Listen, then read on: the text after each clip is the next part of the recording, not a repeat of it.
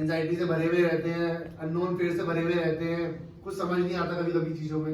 लेकिन क्या है, जो इंसान खुद को सरेंडर कर लेता है इस प्रोग्राम के सामने,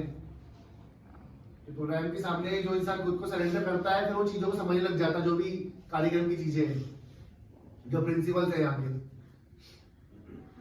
फिर धीरे धीरे वो चेंज होना शुरू होता है। देखो चेंज होना ना प्रोसेस बहुत हार्ड होता है, बहुत मुश्किल प्रोसेस है चेंज होना।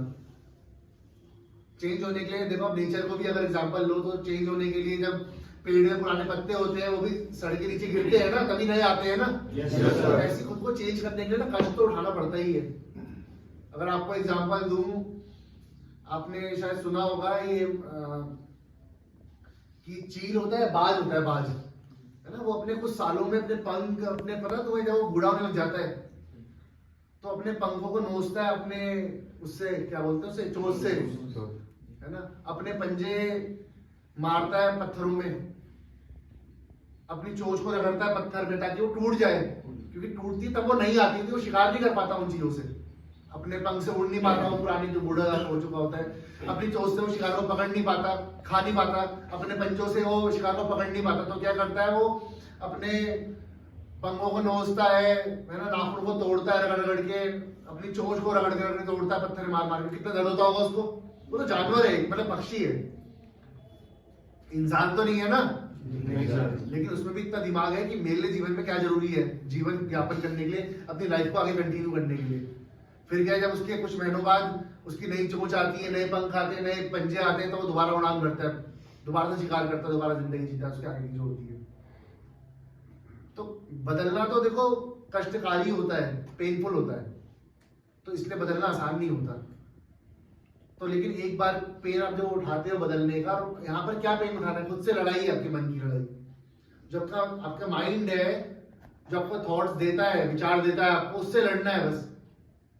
और लड़ना कोई धक्का मुक्की थोड़ी करनी है, गोली थोड़ी चलानी है, अपने मन को शांत करना है ना, प्रेजेंट में रहना है। जब प्रेजेंट में रहोगे तो विचार आएंगे क्या?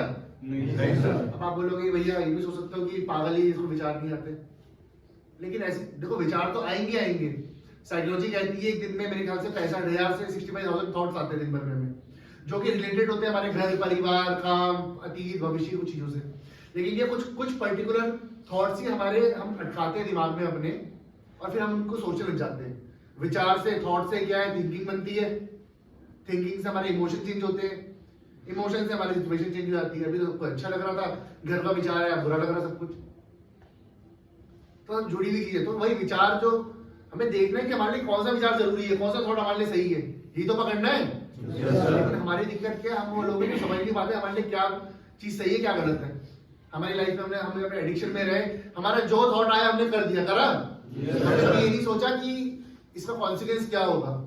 बहुत इंपल्सिव थे हमारा एडिक्शन, मतलब बहुत जल्दी जल्दी चीजों में सोचना नहीं है, जरा भी हम उसको देखते नहीं थे इससे क्या होगा क्या नहीं होगा, जो हमें ठीक लगता था हम वो करते थे। कहने का मतलब हम क्या करते थे, मनमर्जी करते थे अपनी। तो जो मनमर्जी की जिंदगी जो दोस्तों बहुत रैश ड्राइविंग की तरह होती है ना। लाइफ में तो संभल के चलना पड़ता है ना, आराम से चलाओगे तभी तो गाड़ी सही चलेगी, कार है जैसे, तो ऐसी लाइफ है। आपको रैश ड्राइविंग नहीं करनी लाइफ में, अपनी मनमर्जी नहीं करनी है, अपनी इंटेलिजेंस से जिंदगी जीनी। इंटेलिजेंस समझते हैं ना, बुद्धि जो भगवान ने इंसान को दे रखी है। लेकिन क्या है, बुद्धि का प्रयोग ना करके हम क्या करते हैं, मन का इस्तेमाल करते हैं। मन समझते हैं ना क्या है, हमारा सबकॉन्शियस माइंड, जो हमारे पुरानी चीजों को जब हमने बार बार करते रहे उनसे हमारी धारणाएं बन गई, हमारे बिलीफ सिस्टम बन गया। उस बिलीफ सिस्टम से हमें विचार आते हैं, तो प्रेजेंट में रह के देख ही नहीं पाते कि क्या सही है क्या गलत है। इसलिए सरेंडरी प्रेयर होती है, चीज से पहले दिन भर होती है, इसलिए होती है ताकि हम समझ सके हमारे राइट क्या है, रॉन्ग क्या है। एडिक्शन से इंसान दूर हो जाता है, कोई बहुत बड़ा खेल नहीं है, लेकिन दूर रहने के लिए क्या जरूरी है समझना बहुत जरूरी होता है हमें, है ना। हम सबको पता होता है कि क्या सही है क्या सही है क्या सही, सबको पता है ना सही क्या है। हर एक इंसान को पता है, यहाँ पर बैठा हुआ है जो एडिक्शन में था, अपने यूजिंग टाइम में था, और चाहे वो आज भी है, सबको पता है कि मेरे लिए सही क्या है, क्योंकि इंसान हो, दिमाग तो है ही आप पे, भगवान ने दे रखा है। तो लेकिन हमें ये नहीं पता होता कि हमने क्या गलत पकड़ा हुआ है, हम ये नहीं समझ पाते। तो यही देखना है कि हमने क्या गलत हमें पकड़ा हुआ है, हमें क्या गलत छोड़ना है ना। मुकेश आया, आप लोगों की तरह से ट्रीटमेंट लिया, जैसे आप रुके हो वैसे ये रुका, है ना। चीजों को समझा, इसमें अपनी ट्रीटमेंट पूरा करा, कुछ समय दिया, उसके बाद अपना बाहर की लाइफ में निकला, स्ट्रगल करा, जॉब बदली काफी। एचएम मेरे ख्याल से रिहाब में रहते रहते तुमने, जब ये वॉलंटियर कर रहा था इसने वहीं से रहते रहते ही एचएम करा।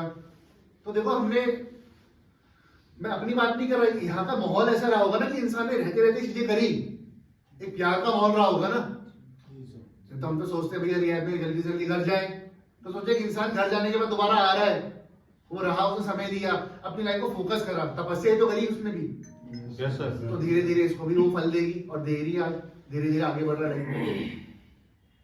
बहुत खुशी होती है मुझे, मुकेश है चाहे